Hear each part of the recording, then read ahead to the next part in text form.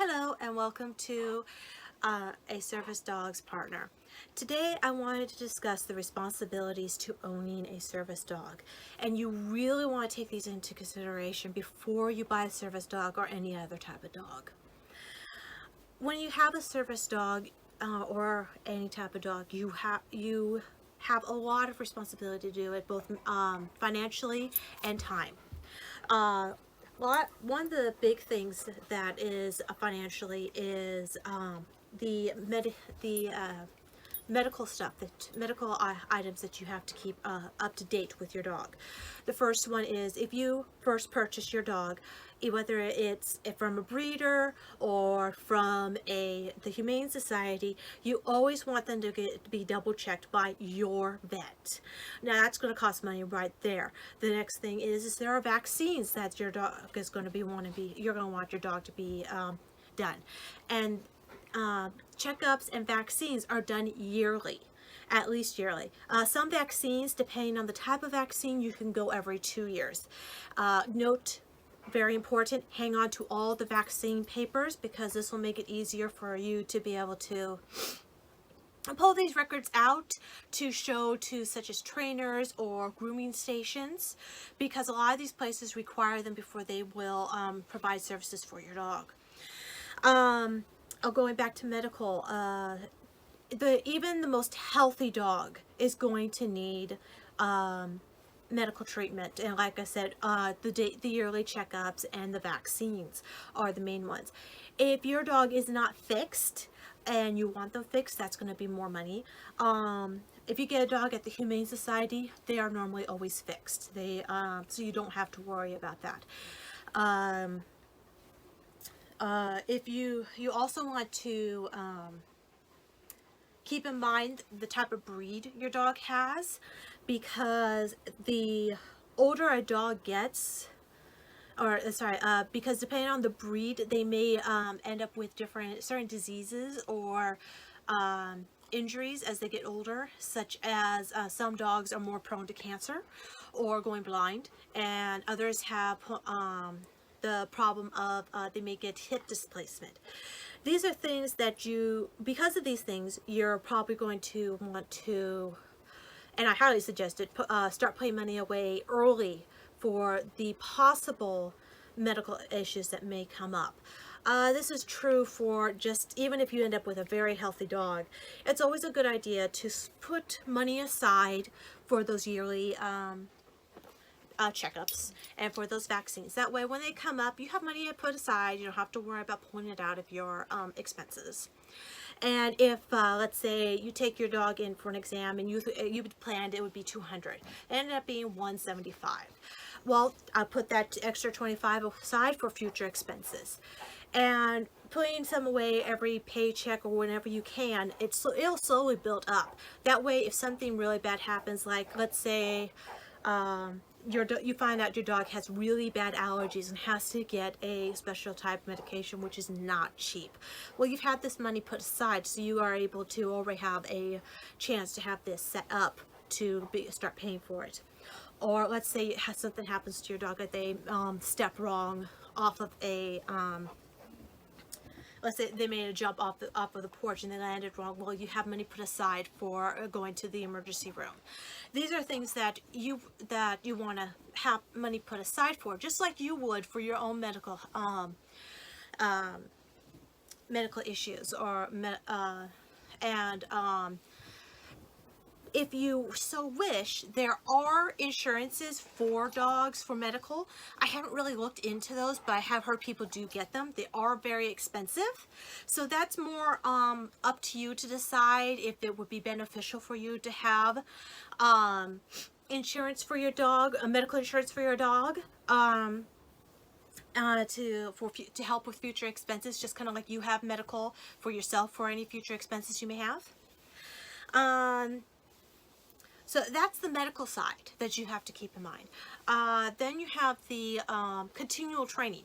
Even if you get your dog and it's fully trained, like you got a Sassy and I dog, your dog's already fully trained, you want to continue doing training. And that training could be in the form of taking more training classes, or actually just going out and continually doing the training that you would normally do, such as making sure you're doing the commands that they normally do.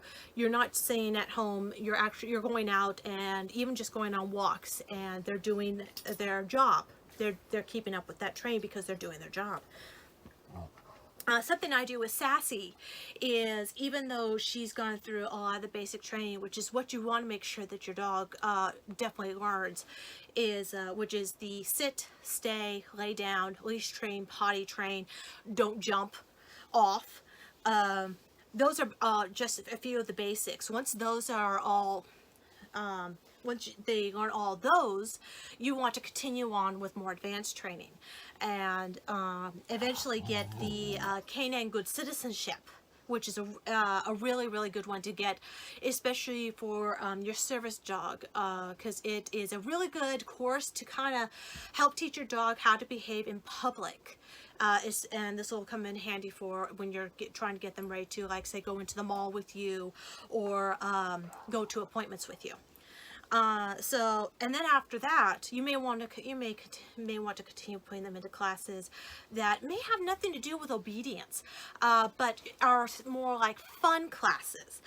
Now the thing is service dogs in particular, all dogs, and a lot of times service dogs in particular, they are very, very smart. So they want to be intellectually challenged. Think of it like this: you're off and you're back in second grade, you're given all these math problems.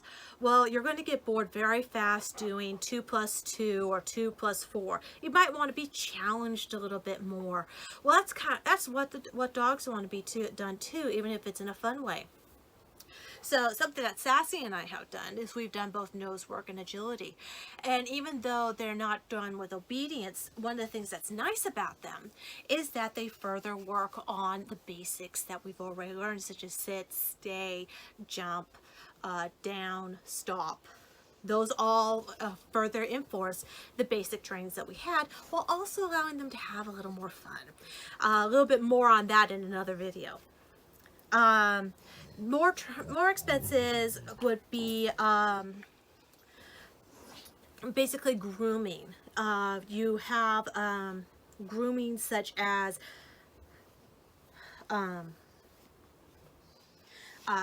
just the basic brushing, and that can be, depending on the type of dog, that can be very time consuming.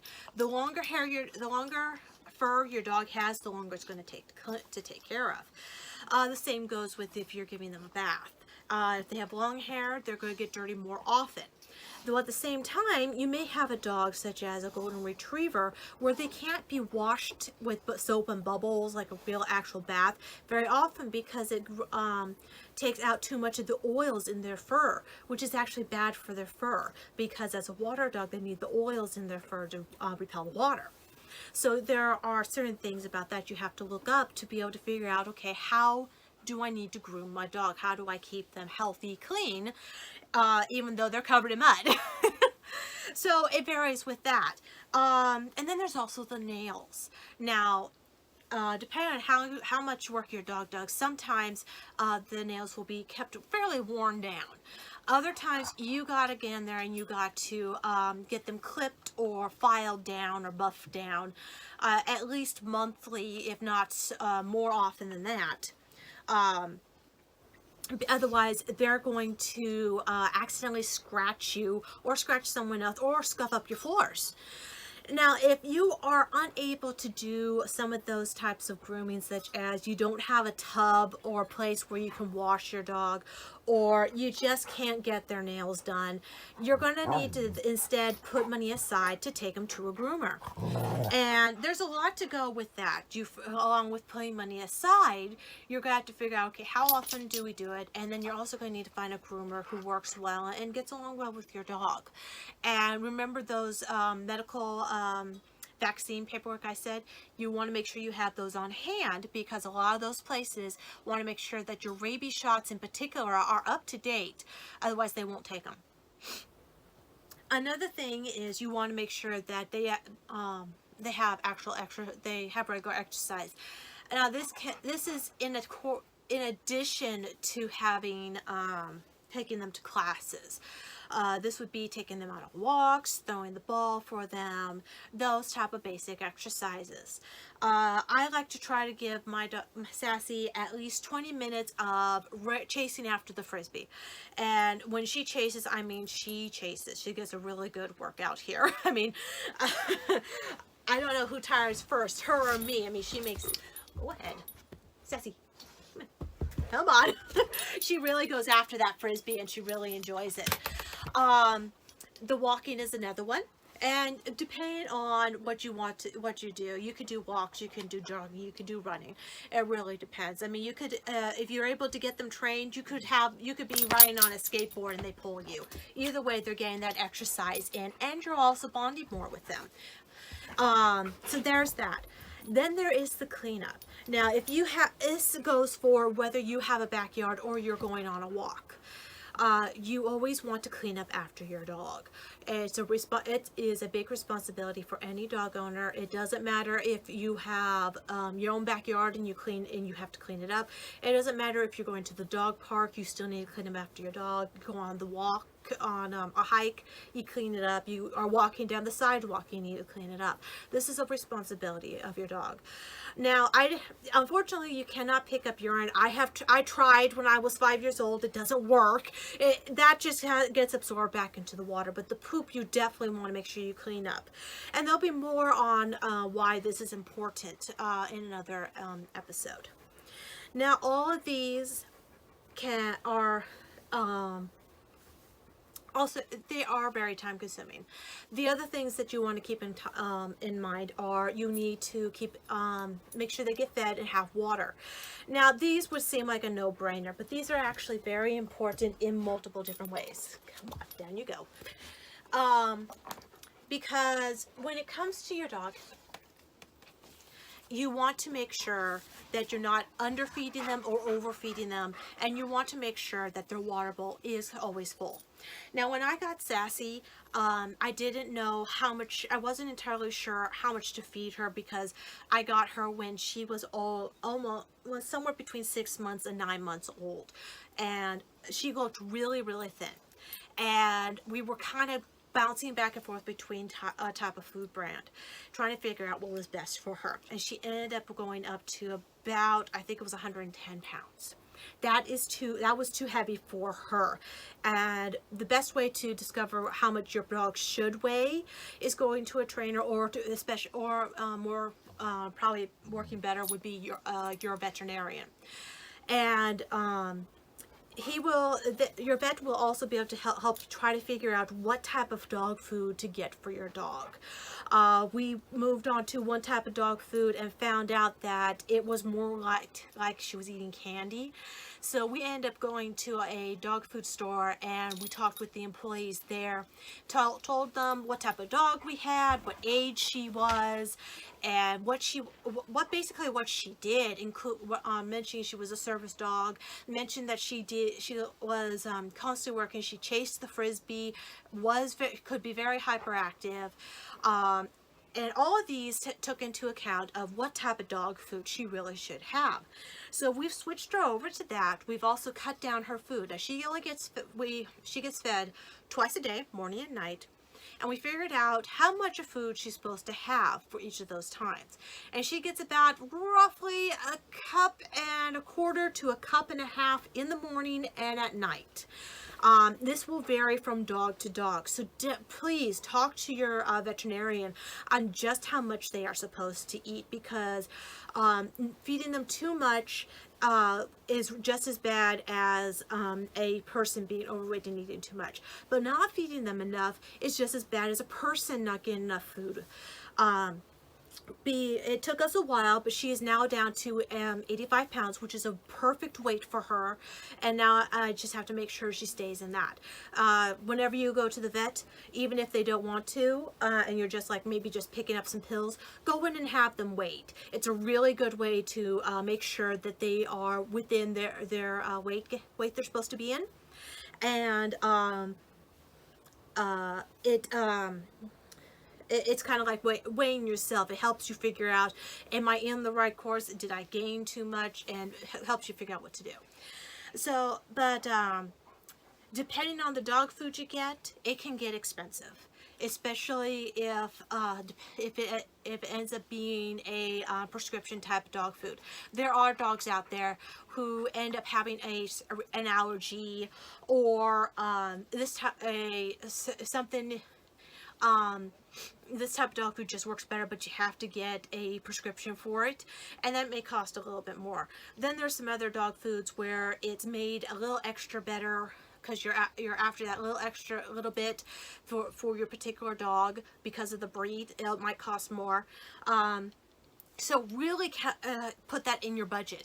Now, depending on the size of the food, like if you get the bigger bag and you only have one dog that you're feeding, that may be able to last you until your second paycheck, and so you only have to buy dog food once a month, which is not too bad.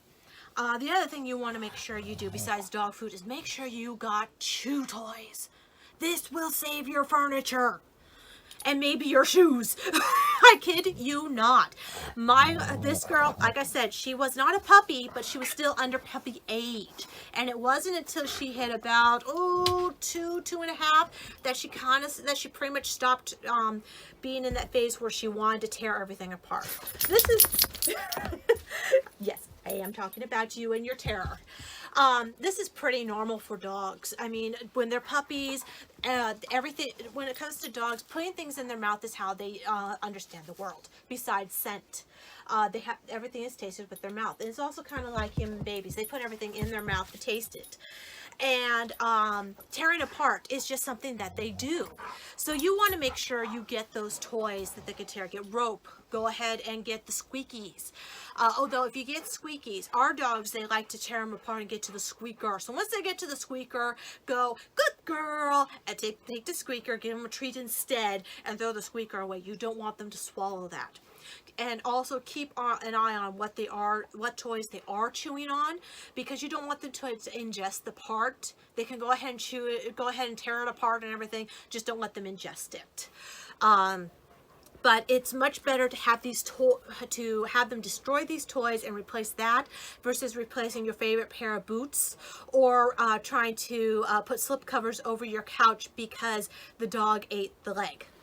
So these are all very, very important things.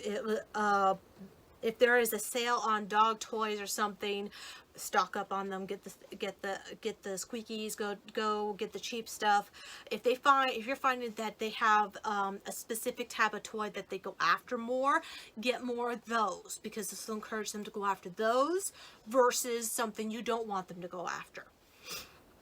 Now, like I said, I listed off a lot of different things here, and all of these are very important things to keep in mind and that you need to have for when you have a dog. And this is not, we have this until they turn 2, or this is only until they get to be an adult. This is lifelong. This is for their entire life. They take care of us, and we need to take care of them as well. Love is part of the journey here. They show their love by taking care of us, and we return it by taking care of them. So, yes, it's very time consuming. It can be very expensive. It can try our patience. There can be times where you get mad just because they do something that's puppyish. But taking these precautions and accepting that they're going to go through these challenges where the training's taking longer, they're going to have these accidents, and that you might end up with some things that are going to be destroyed, that you're going to have to make some adjustments, such as you can't have trash cans with no lids. No, come on, over here. No, come on, down. This one in particular, all our trash cans are either emptied right away, or they're lifted up high so she can't get them, or they have lids because she loves looking through them and they make a mess. So there's that. Sometimes you have to make sure that your breakables are on shelves that are really pushed further back, especially if you got a dog who likes to rub her side on the wall to get an itch. You may even still have to put slip covers on your furniture because you're finding that dog fur is all over it. And instead of trying to clean it, you put a slip cover over so you can take that over and wash that. There are many adjustments you will need to make when you own a dog. And it really is worth it. It'll take some time. It will take a lot of patience. And you will be learning from each other. I mean, like I said, even if you get a dog that is fully trained, you're going to be learning so much from them. There's going to be a lot of patience going in as they learn from you, you learn from them, and you try to figure out how to live together. I mean, getting a dog is like getting a baby and another roommate all rolled into one. It is, you're learning how to live with each other. And you're working together to help each other in your special ways, and it is worth it. Every single penny, every time spent, it is absolutely worth it. So if you believe that you are up for the challenge, then I wish you luck, and I hope you find the service dog or the dog who will touch your heart. Thank you. If you like this video, please hit subscribe and hit like, and we will see you next time. Thank you.